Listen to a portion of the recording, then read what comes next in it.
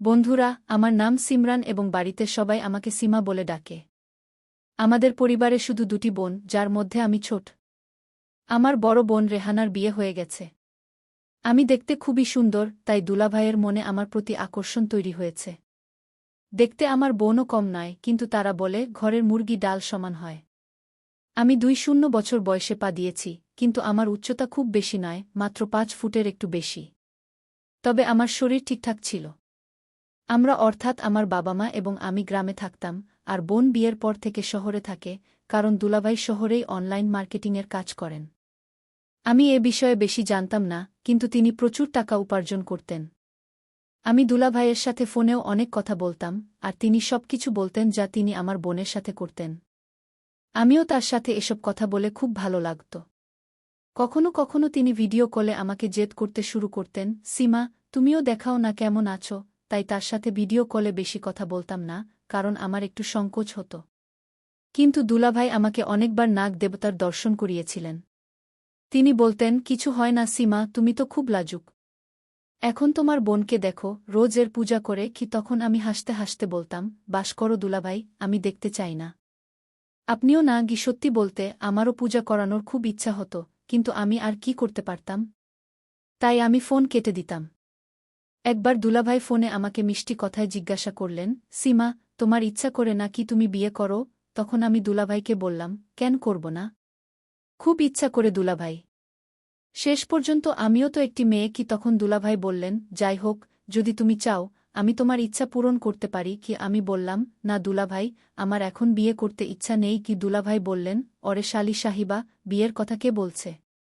আমি তো তোমাকে বিয়ে ছাড়াই সুখ দিতে চাই। তখন আমি দুলাভাইকে বললাম, চলো, এমন কথা হলে আমি ভেবে বলব গু। আমার দুলাভাই দেখতে খুব স্মার্ট লাগে। বিয়ের পরও তাকে দেখে কেউ বলতে পারবে না যে তার বিয়ে হয়ে গেছে। পরের দিন আবার দুলাভাই আমাকে ফোন করলেন এবং জিজ্ঞাসা করতে লাগলেন, কি হয়েছে সীমা, তুমি তো বললে না। আমি বললাম, দুলাভাই, যাই হোক, আমারও ইচ্ছা করছে, কিন্তু আপনি তো আমার দুলাভাই হয়ে আছেন। যদি রেহানা দিদি জানতে পারে, তিনি রাগ করবেন কি। তখন দুলাভাই বললেন, অরে সীমা, তুমি এত ভয় পেজো না। কিছু হবে না। আমি কাল তোমার গ্রামে আসছি।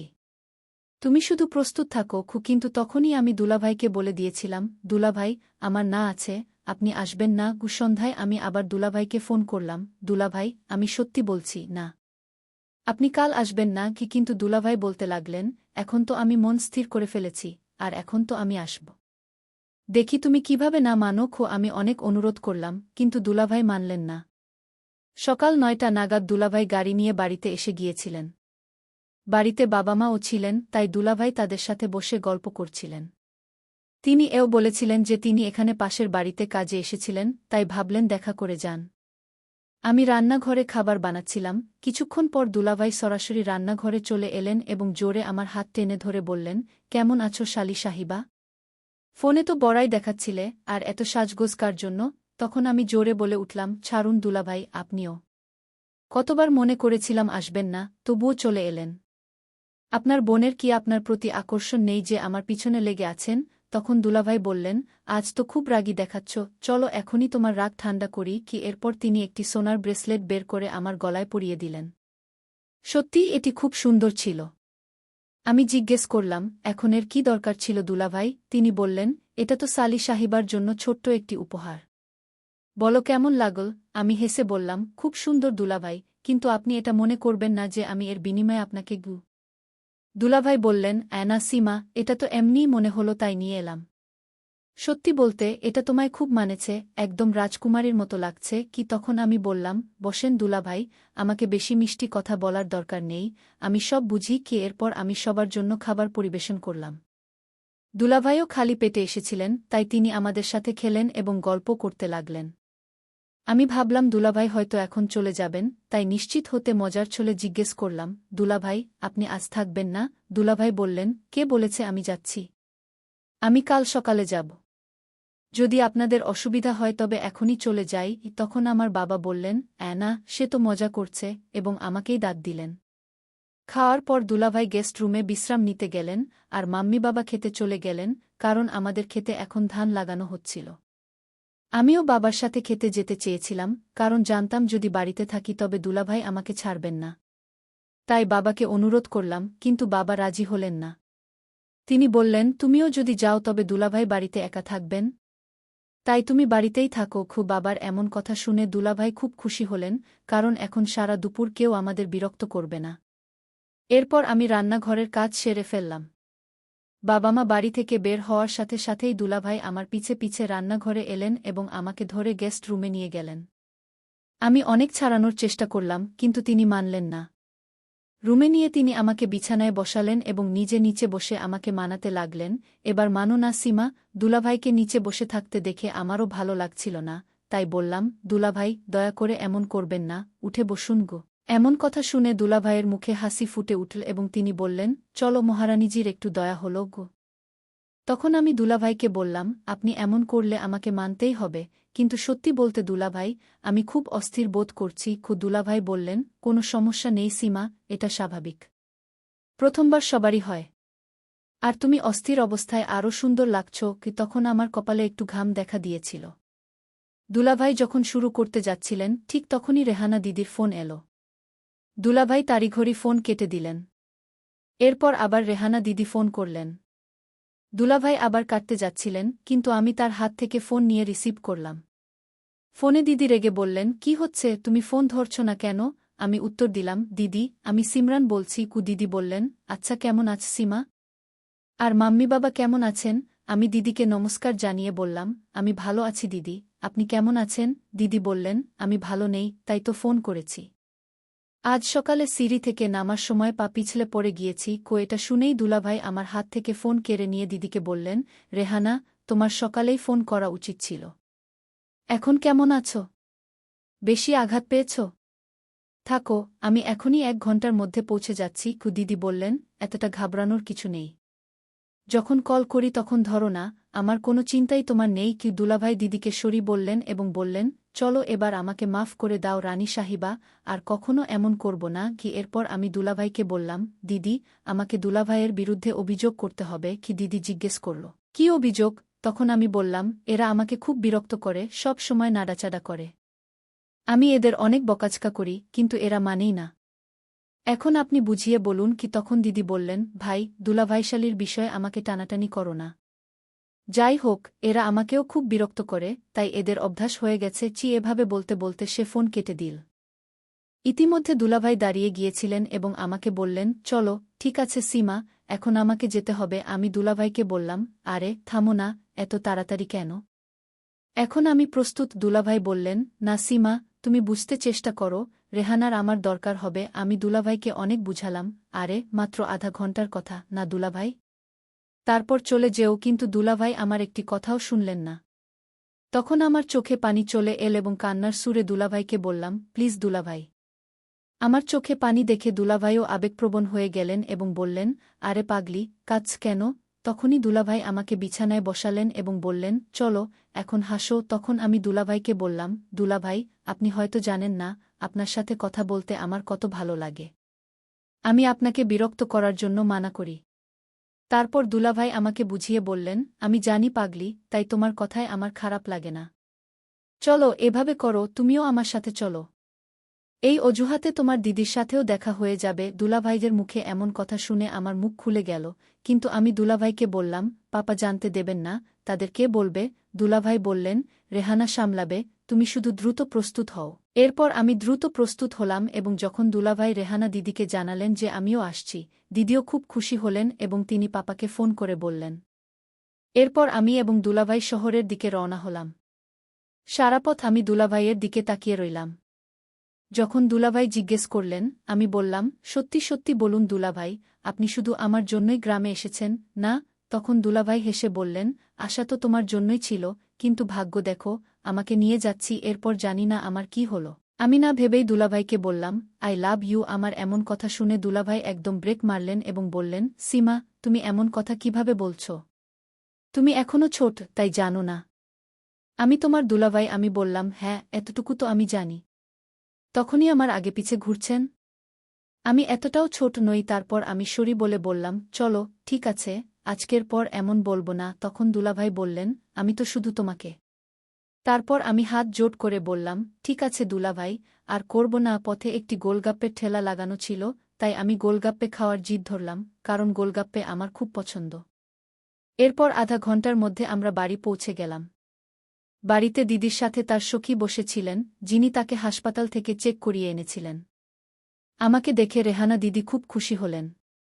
দুলাভাই যেতেই দিদিকে ডাঁট লাগাতে শুরু করলেন, তোমাকে কতবার বলেছি রেহানা, ধীরে ধীরে কাজ করো, কিন্তু তুমি আমার কথা শোনোই কোথায়। এরপর দুলাভাই সেখানেই বসে গেলেন এবং আমি ফ্রেশ হতে না হতে চলে গেলাম। নাহার পর আমি রান্নাঘরে সবার জন্য পোয়া বানাচ্ছিলাম, কারণ দুপুরে সবার ক্ষুধা পেয়েছিল। তখন রান্নাঘরে দুলাভাইও চলে এলেন এবং তিনি খুব খুশি লাগছিলেন। যখন আমি তাকে খুশির কারণ জিজ্ঞেস করলাম, তিনি বললেন, সীমা, তুমি যতটা ভালো বাইরে থেকে, তার চেয়ে লক্ষ গুণ ভালো ভিতর থেকে। তখন আমি বললাম, দুলাভাই, আমি তো আগে থেকেই এমন। দুলাভাই বললেন, কিন্তু আমি তো আজই দেখলাম তোমাকে খারাপ নজর থেকে বাঁচানোর তিলক, এবং যখন তুমি সেখানে ওটা করছিলে, তখনই আমি বুঝে গেলাম। আজ তো দুলাভাই লাইভ দর্শনই করলেন, কারণ বাথরুমে একটি জানালা ছিল। তখন আমি চোখ তুলে বললাম, দুলাভাই, দিদি সত্যিই বলে, আপনি বড় বদমাশ, কখনো সোজা হবেন না। তখন দুলাভাই আমার প্রশংসা করে বললেন, আপনার মতো বোনের সাথে থাকলে আমি সোজা হয়ে কি করব। তারপর আমি দুলাভাইকে বললাম, চলো এখন দ্রুত দিদির রুমে যাই, নাশতা করে নিই। দুলাভাই বললেন, নাশতা ভাষাটা ছেড়ে দাও, পরে করব। আগে তুমি আমার সাথে চলো।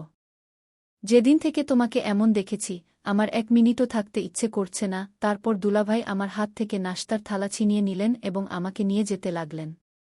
আমি দুলাভাইকে থামিয়ে বললাম, আরে দুলাভাই, ছেড়ে দিন না, আপনি তো খুব জিদ করেন। আপনি জানেন না বাড়িতে দিদিও আছেন এবং তিনি জেগে আছেন। এত তাড়াতাড়ি কেন? আমরা কাজটা সন্ধ্যায় করে নেব না? যদি দিদি জানতে পারে তাহলে গণ্ডগোল হয়ে যাবে। দুলাভাই বললেন, কিছু জানতে পারবে না, তুমি শুধু চলো। তুমিই তো বলেছিলে যে এটা মাত্র আধা ঘন্টার কথা। কিন্তু ঠিক তখনই দিদি ডাক দিলেন, তোমরা দুজন রান্নাঘরেই লড়াই করতে থাকবে, নাকি নাস্তাও নিয়ে আসবে? আমার খিদে পেয়েছে। তখন দুলাভাই মেনে নিলেন, চলো, এখন জজ সাহেবের অর্ডার চলে এসেছে, তাহলে সন্ধ্যাই করব। এবং আমরা নাস্তা নিয়ে দিদির রুমে চলে গেলাম। আসার সাথে সাথেই দিদি বললেন, অভিনব, তুমি এতটা কেন বিরক্ত করছ?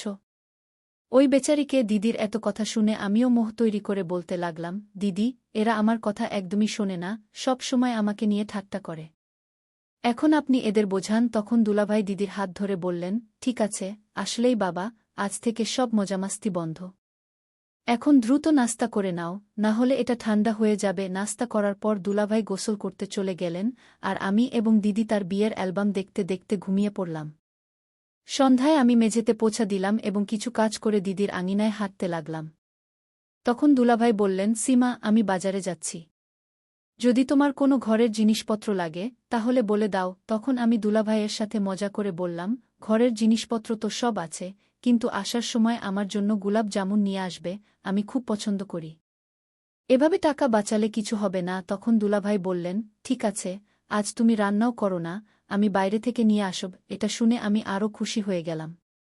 দুলাভাইয়ের মুখে এমন কথা শুনে দিদি বললেন, আমার জন্য তো কখনো বাইরে থেকে খাবার আনেননি, এখন বোন এসেছে, তাই এত সেবা হচ্ছে। তখন দুলাভাই বললেন, এখন আমাকে অনুমতি দাও রানী সাহেবা, না হলে রাত হয়ে যাবে। দুলাভাই বাজার যাওয়ার পর আমরা সময় কাটানোর জন্য টিভি দেখতে লাগলাম।